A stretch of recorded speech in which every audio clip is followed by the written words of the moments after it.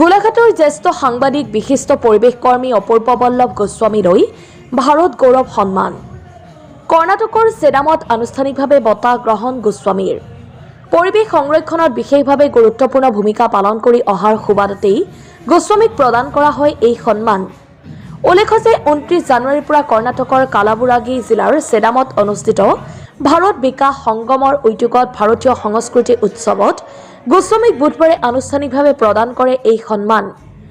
উল্লেখনীয় যে সুদীৰ্ঘ বহু বছৰ ধৰি অপূৰ্ব বল্লভ গোস্বামীয়ে প্ৰকৃতি সংৰক্ষণৰ বাবে যথেষ্ট ত্যাগ স্বীকাৰ কৰি আহিছে। নুমলীগড় দেওপাহাৰ সংৰক্ষণৰ পৰা আৰম্ভ কৰি সিংহাসন পাহাৰ সংৰক্ষণ, নুমলীগড় কালিয়নী দৈয়াং, ধনশিৰিৰ বক্ৰত অবৈধ শিল বালি খননৰ পৰা আৰম্ভ কৰি পাটকাইৰ অবৈধ কয়লা খননৰ বিৰুদ্ধে ঐকান্তিকভাৱে সজোৰে প্ৰতিবাদ কৰি আহিছে গোস্বামীয়ে।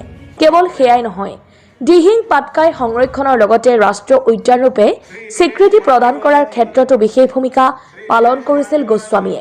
কেৱল সেয়াই নহয়, ডিব্ৰু-চৈখোৱাৰ সমীপৰ বাগজানত অইলৰ অবিবেচকীয় কাণ্ডৰ বাবে সংঘটিত ভয়ংকৰ বিস্ফোৰণৰ বিৰুদ্ধেও সৰব হৈ পৰিছে অইল ইণ্ডিয়াৰ বিৰুদ্ধে আইনী ব্যৱস্থা গ্ৰহণৰ দাবীৰে আইনৰ কাষ চাপিছিল গোস্বামীয়ে। ইফালে অসম নাগালেণ্ড সীমান্ত সমস্যাকে ধৰি অসমত ড্ৰাগছ সৰবৰাহৰ মূল অভিকেন্দ্ৰৰ উৎস বিচাৰি ম্যানমাৰৰ সোণালী ত্ৰিভুজ পৰিভ্ৰমণ কৰি ন তথ্য উদ্ঘাটন কৰিবলৈ সক্ষম হৈছিল গোস্বামী। ইফালে শেহতীয়াকৈ উত্তৰ পূৰ্বাঞ্চলৰ পৰা গুজৰাটৰ বনতাৰালৈ ঘৰচীয়া হাতী সৰবৰাহৰ বিৰুদ্ধেও বলিষ্ঠভাৱে মাত মাতি অহা পৰিলক্ষিত হৈছে অপূৰ্ব বল্লভ গোস্বামী। এনে এগৰাকী নিৰন্তৰভাৱে পৰিৱেশ সংৰক্ষণৰ ক্ষেত্ৰত গুৰুত্ব প্ৰদান কৰি অহা গোস্বামীয়ে ভাৰত গৌৰৱ সন্মান লাভ কৰাত এতিয়া সন্তোষ প্ৰকাশ কৰিছে বিভিন্নজনে।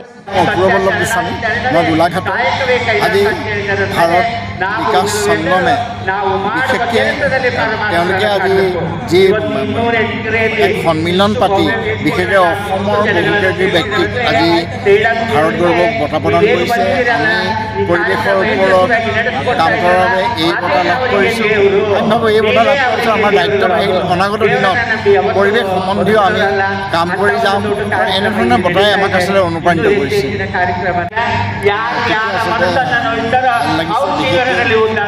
ভাৰত বিকাশ সংগমে আজি যি এনেধৰণে আমাক আমন্ত্ৰণ কৰি যি আচলতে বঁটা প্ৰদান কৰিলে এই আমি আচলতে নিজে ইয়াৰ ক্ষেত্ৰত আমাৰ দায়িত্ব বাঢ়িলে বিশেষকৈ অনাগত দিনত আমি পৰিৱেশ সম্বন্ধীয় কাম কৰি যাম। গোলাঘাটৰ পৰা কল্পনা ফুকনৰ report, PNT Assam. They are the stalwarts in the field of seva. So they have proven themselves. They have brought change in many lives, uncountable lives. So I request everybody to give a big round of applause to all of them.